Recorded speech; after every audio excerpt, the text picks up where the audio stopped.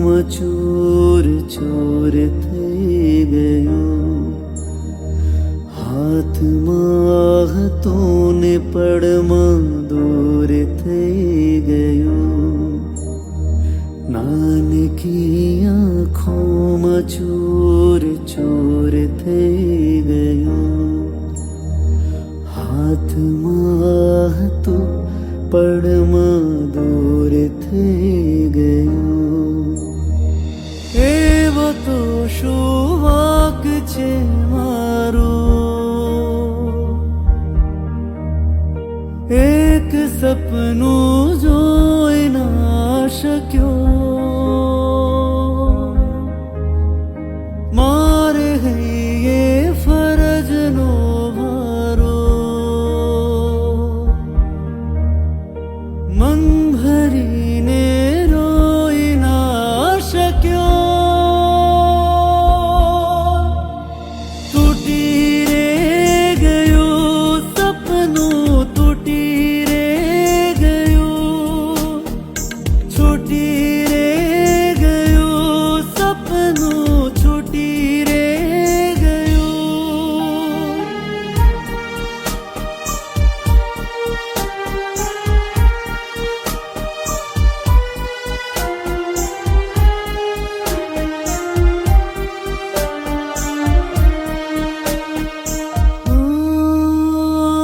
મારે ક્યાં છે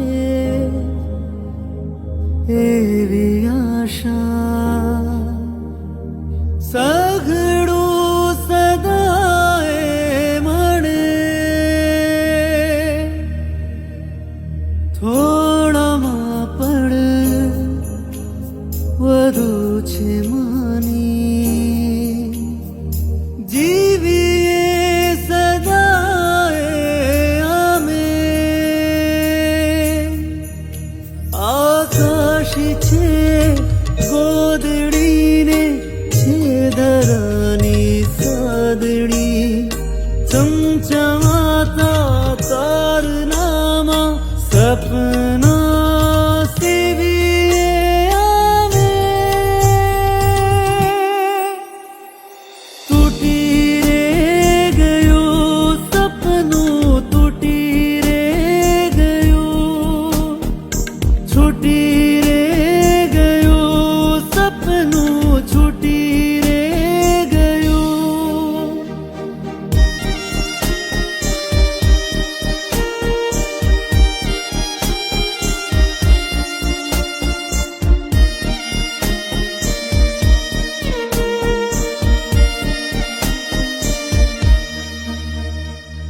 હે પ્રભુ કહી દે મને, એટલો પડે હક નથી, મનની ઈચ્છા હું તને કહી દઉં. તારી પાસે છે ઘણું, આપતા ખૂટે નહીં, દેશ મુજને એવું માની લઉં. મરજી હોય જો તારી, અરજ તું સાંભળે મારી, એક સપનું જીવી લઉં. તૂટી રે ગયું સપનું, તૂટી રે ગયું, છૂટી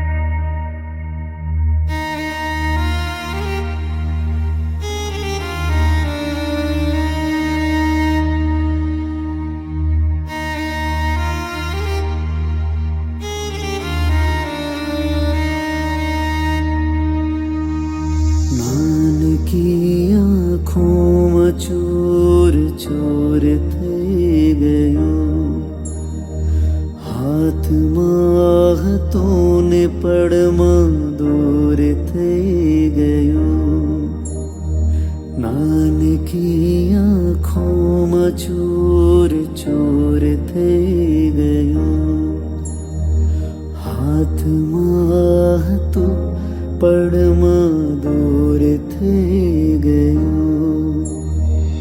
એવો તો શું વાંક છે મારો, એક સપનું જોઈ ના શક્યો. આ પ્રવાસ પિક્ચરનું જે નામ છે એ પિક્ચરના નામને સાર્થક ફિલ્મનો જે છેલ્લો ડાયલોગ છે, છેલ્લા શબ્દો છે, ભીતરી પ્રવાસ, એ થકી થાય છે. પિક્ચરનું જે ઓપનિંગ જે છે એ ઓપનિંગની અંદર પણ પંખીઓ પ્રવાસ કરે છે, કીડીઓ પ્રવાસ કરે છે, પતંગ પ્રવાસ કરે છે. એવી રીતે હોડીની અંદર પોતાનું સપનાનો પણ એને પ્રવાસ કરાવે છે.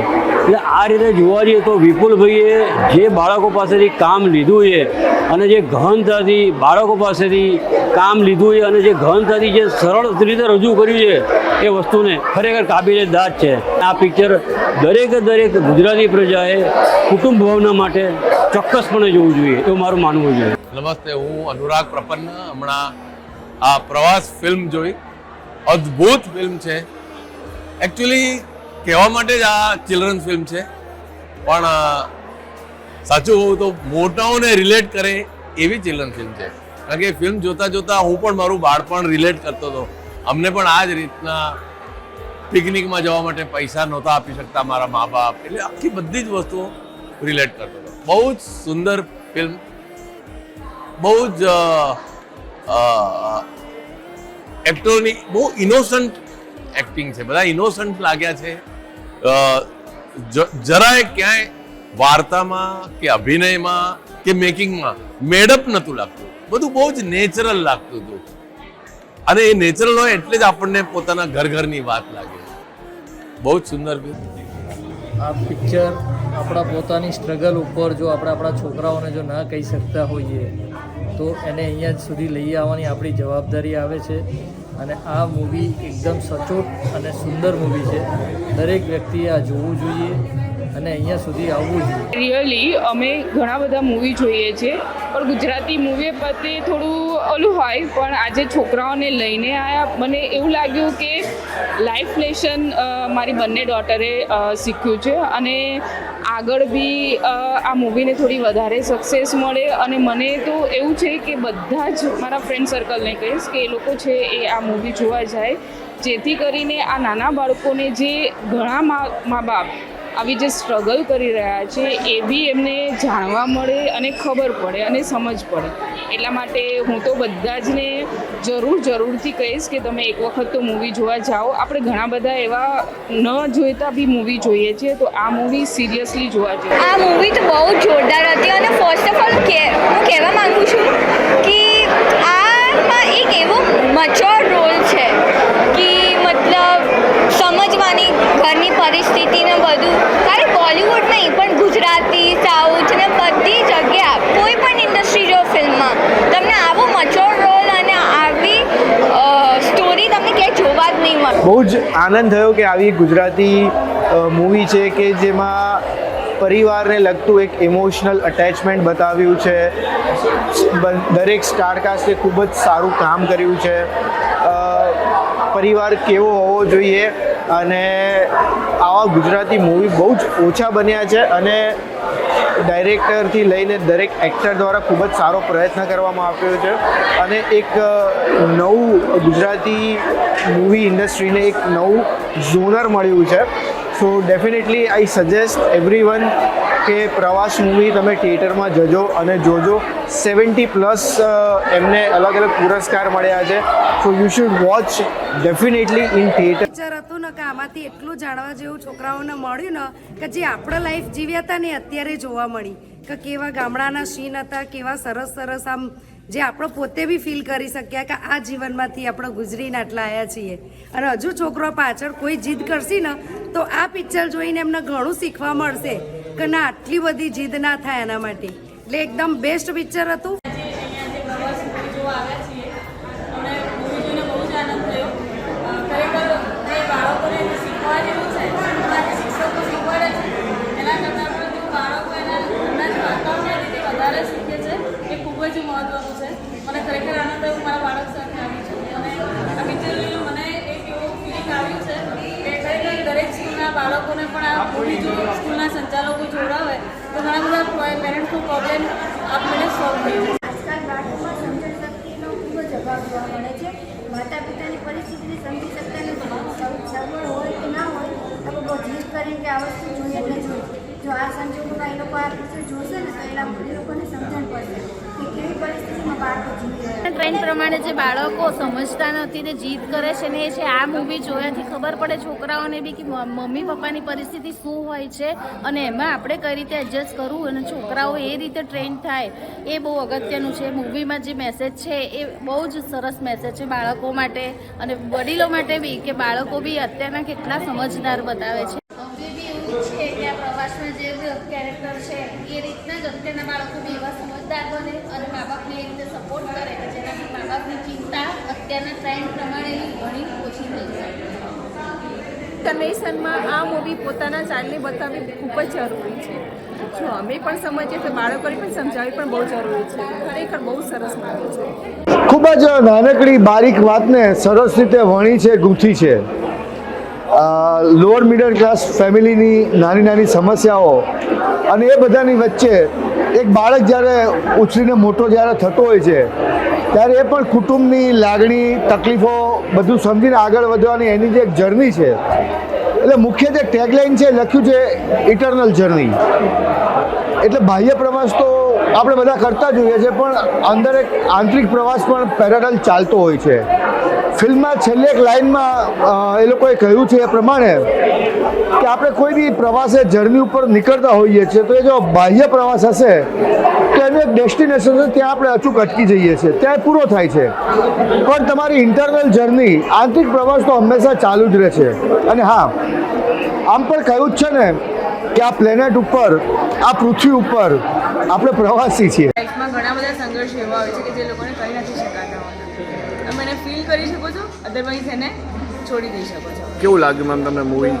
એક સરસ મૂવી જોવા મળ્યું હોય અને જે આ મૂવી જોયા પછી હું પોતે 3 દશકા પહેલાં જે જિંદગી જીવી ચૂકેલો છું ગામડાની અંદર, સફેદ શર્ટ, નીચે ખાખી ચડ્ડી, એની નીચે શ્રીફળ અને કપડાની થેલીમાં જે દફતર લઈને હું નીકળતો હતો, એ જમાનામાં જે જીવન મેં જોયેલું છે એ જ અત્યારની હાલની આ પ્રવાસ મૂવીમાં દર્શાવેલું છે. અદ્ભુત મૂવી છે. દરેક વ્યક્તિ ફેમિલી સાથે જુઓ અને અત્યારની જનરેશનના મૂવી બતાવો તો જે તમારા મધર, ફાધર કે દાદા એ આ જમાનામાં એવી જિંદગી જીવી ચૂકીને અત્યારે આ સમયમાં આવી ગયેલા છે. અને જોવા જેવી મૂવી છે. અત્યારની જનરેશનને શીખવા માટેની છે કે કેટલી કષ્ટ, કેટલી તકલીફો વેઠવી પડે છે સ્કૂલમાં, ગામડાની અંદર ભણ્યા પછી, અને કેટલી વસ્તુ સમાધાન પણ બી કરવું પડે છે અને કેટલી વસ્તુ છોડવી પણ બી પડે છે. એ આ મૂવીની અંદર બધી જ વસ્તુ સરસ શીખવાડી દીધી છે. એ જોવા જેવું. કેવું લાગ્યું? મને એવું લાગ્યું કે મારી બાયોપિક છે, કેમ કે દરેક એક સ્ટુડન્ટ, એક છોકરાએ એની જર્ની આ કરી હોય જ્યારે નાના હોય ત્યારે, અને મારું એજ્યુકેશન બધું ગામથી થયેલું છે એટલે હું બહુ વધારે રિલેટ કરી શકતો હતો. આ જર્ની જે આપણે જોઈએ પ્રમાણે અંદરની ને બહારની બે જર્ની છે. કદાચ દરેક છોકરાએ શીખવું જોઈએ, જોવી જોઈએ અને દરેક મા બાપે ખાસ એમના બાળકોને આ ફિલ્મ બતાવવી જોઈએ કે ખાલી મા બાપ જ તે બાળકો માટે કરે છે એમ નહીં, બાળકો પણ મા બાપ માટે કેટલું કરી શકે એના માટેની ઉત્તમ ફિલ્મ છે. અને જેટલા પણ એવોર્ડ્સ મળ્યા છે એ 100% એ લાયક ફિલ્મ છે. અને હું અપીલ કરીશ કે